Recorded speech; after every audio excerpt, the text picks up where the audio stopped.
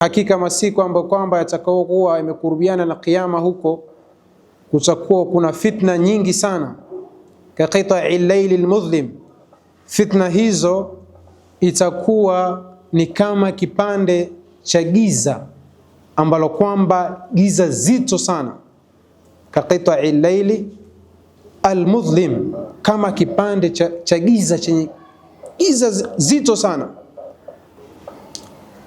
Kisha hadithi ikaendelea, lakini katika riwaya nyingine atasema mpaka itafikia wakati la yadri alqatilu bima qatala wala almaqtulu bima qutil.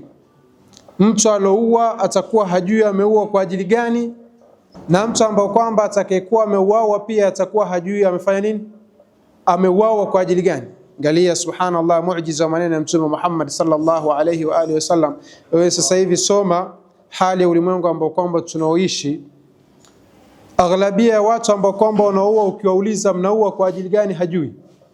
Na yule anayeuawa pia anauawa kwa ajili gani, hajui.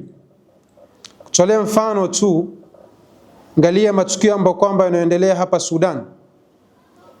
Sudan, taarifa zinaonyesha kwamba waliouawa Sudani ni wingi zaidi ya waliokufa Gaza. Na kuna baadhi ya vijiji unakuta kijiji kizima watu wote wameuawa, hajabaki hata mmoja. Na tofauti ya mauaji ya Sudan ya Gaza ni moja tu. Ya Gaza, subhanallah, kula wamejitahidi kidogo vyombo vya habari kuonyesha yale ambayo kwamba yanaendelea. Lakini Sudan, vyombo vingi vya habari takriban 99% vilikuwa vimepigwa pini. Hata yale ambayo kwamba yanaonekana ni baadhi ya mambo tu ambayo kwamba yamepenya penya, hayakuwa ni mambo rasmi. Subhanallah, mambo ambayo kwamba yanaopiganiwa nini? Ni haya, ni hutami dunia, takataka za dunia. Sasa ukimuuliza mtu, umemuua mama mjamzito, umemuua mtoto mdogo, umemuua mzee, umemuua nani, hawa umeua kwa ajili gani? Hawana silaha, hawana nini, hawajui. Na wala lauawa hawajui. La yadri alqatilu bima qatala wala almaqtulu bima qutil. Tuma akaendelea akasema, yusbihu arrajulu fiha mu'minan, mtu atapambaukiwa, atamka asubuhi ni muumini, wa yumsi kafiran, ataingiliwa na jioni hali yakuwa ni kafiri. Wa yumsi arrajulu mu'minan wa yusbihu kafiran, mtu ataingiliwa na jioni hali yakuwa ni muumini, ataamka asubuhi hali yakuwa ni kafiri. Taban, kufri hii, ukafiri, watu wengi unapozungumza ukafiri mara nyingi wanakimbilia kwenye ukafiri ile ashirk, ina al-kufru al-akbar, ukafiri mkubwa. Lakini ukafiri una aqsam tukavyo sana. Kuna kufri duna kufri, kuna kufru ni'ma. Mtume sallallahu alayhi wa alihi wasallam asema katika hadithi, sibabul muslimi fusuqun wa qitaluhu kufrun, kutukanana na muislamu ni ufasiki, lakini kupigana naye ni ukafiri. Kufri hapa sio al-kufru al-mukhrij min al-milla, sio ule ukafiri ambao kwamba unamtoa mtu katika Uislamu, ambao kwamba ni al-kufru al-akbar. Hapana, hii kufri inaitwa kufru ni'ma, kufru an-ni'ma, kukufuru neema za Allah subhanahu wa ta'ala, kama vile ilivyo katika surat al-insan, inna hadainahu sabila imma shakiran wa imma kafura. Sasa katika wakati huu wa fitna, kitu gani ambacho kwamba itakana tufanye? Al-Imam Ali bin Abi Talib radhiyallahu ta'ala anhu arda, ahadul khulafa'i ar-rashidin, anasema kun fil fitnati kabni al-labun, la dhar'un fayuhlaba wala dhahrun fayurkaba. Moja akasema, wabnu al-labuni idha ma luzza fi qaranin lam yastati' sawlata al-budhl al-qana'is.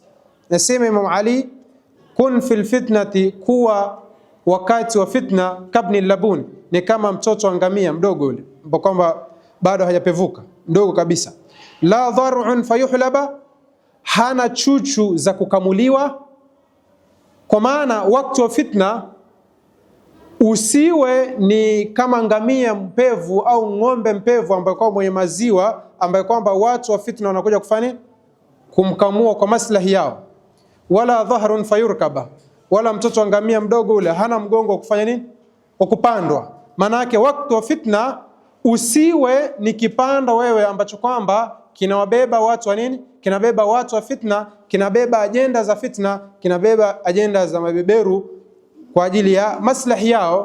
Kwa sababu kuna watu ambao kwamba ba'u dinahum bidunya ghairihim, wameuza dini yao kwa dini ya watu wengine. La dhahrun fayurkaba wala dhar'un fayuhlaba. Mmoja akasema wabnu labun, mtoto wa ngamia yule mdogo, idha maluzza fi qaranin, pindi akipambanishwa na pembe ya mwenye mapembe, mathalan mnyama mwenye mapembe, lam yastati sulat albudhl alqana'is, hawezi kupambana na nini, na magamia yale makubwa. Kwa maana gani? Maana wakati wa fitna jitenge, usiingie katika fitna, wala usiwe tayari kufanya nini, kutumiwa na watu wa fitna. Akhiran, mwisho kabisa tukimalizia, masiku ambayo kwamba tuko nayo, kumekuwa na maneno mingi sana. Kila mmoja amekuwa na maneno yake, kila mmoja amekuwa na usemi wake. Ahamu shay, kitu ambacho kama yatakana tukichunge ikhwani fillah, ni kuchunga amani ya miji yetu, kuchunga alwahdatul wataniya, umoja wa kitaifa. Hii ndo ahamu shay, alwahdatul wataniya. Hiki ni kitu cha muhimu sana. Waislamu, Wakristo, Wayahudi, Mabudha, sote tunafunikwa na umbrella na mwamvuli wa Tanzania. Sote tuna watania wa Tanzania, sote ni Watanzania, wala hatuna sehemu nyingine ya kufanya ya kuishi isipokuwa wapi? Isipokuwa Tanzania. Tuko vizuri sana. Na haya ni mambo ya dini taban. Someni alwathiqatul madaniya, someni alwathiqatul madaniya, waraka ule wa Madina ambao kwamba Mtume sallallahu alayhi wa alihi wasallam aliingia makubaliano na nini, na Mayahudi wa Madina.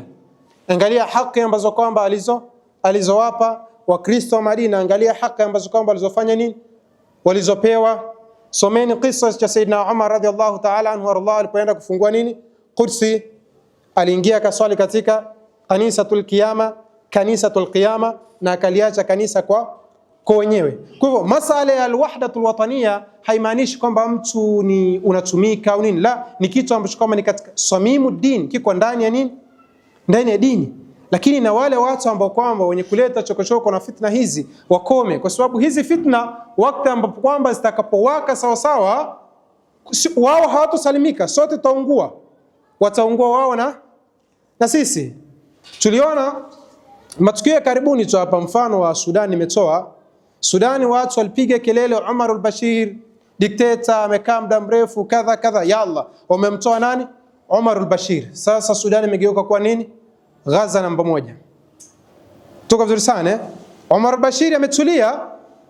Sasa baada ya hapo, kwa sababu kinachokuja nini, kila mmoja usione wale watu wanaopiga kelele, usifikiri kwamba wanakupigia kelele wewe, hapana, wanapigia kelele matumbo yao. Wamepiga kelele Umar al-Bashir wamemtoa. Angalia sasa wanavyoua watu kwa ajili ya maslahi ya watu wawili watatu tu. Tuko vizuri sana. Lakini angalia matukio ya nchi zingine ya zamani, labda Libya na sehemu zingine, baada ya kuangusha utawala ambao kwamba ulikuwa ukipigiwa kelele kwamba ufisadi kadha kadha kadha, usifikiri kwamba ni masuala ya kweli, la. Tuone mfano pia, juzi hapa tuliona kulitokea maandamano makubwa Kenya, nafikiri miaka 2-3 hapa, wakati nani ule Raila Odinga alipoitisha maandamano nchi nzima ya Kenya kupinga ufisadi kadha kadha kadha na vitu kama hivyo, watu wakafa, mali za watu zikaenda. Baada ya serikali ya Kenya kuwaita na kuwapa viti, kuwagawia mkate, kitu kilichofuata nini? Maandamano yaliendelea. Haki ambazo kwamba walizokuwa wanadai kwamba wanazidai zilipatikana. Watu waliokufa walilipwa. Unaweza kumlipa mtu aliokufa? Mali zilizochomwa, waliopata vilema. Kwa hivyo haya mambo tutafakari sana. Hizi ni ajenda za watu ambazo kwamba zinatuingiza katika fitna, na wakati tutakapoingia katika fitna, kutoka kwake inakuwa nini? Ni ngumu sana. Fitna kuiamsha ni vyepesi, lakini kuizima ni ngumu sana. Mtume sallallahu alayhi wa alihi wasallam kumalizia anasema, alfitnatu naima la'ana Allahu man ayqadhaha. Fitna imelala, Allah subhanahu wa ta'ala afanye nini? Amlani yule ambaye kwamba atakayeinusha nini? Fitna. Fitna ni kitu kibaya sana, tusiombe kabisa fitna. Nas'alullah subhanahu wa ta'ala al-afiya min al-fitan. اللهم اجعل هذا البلد آمنا مطمئنا. اللهم اجعل جمعنا هذا جمعا مرحوما، وتفرقنا من بعده مؤيدا معصوما، ولا تجعل فينا ولا معنا ولا في جميع سيدنا محمد صلى الله عليه وآله وسلم شقيا ولا محروما ولا مطرودا برحمتك يا أرحم الراحمين. والسلام عليكم ورحمة الله وبركاته.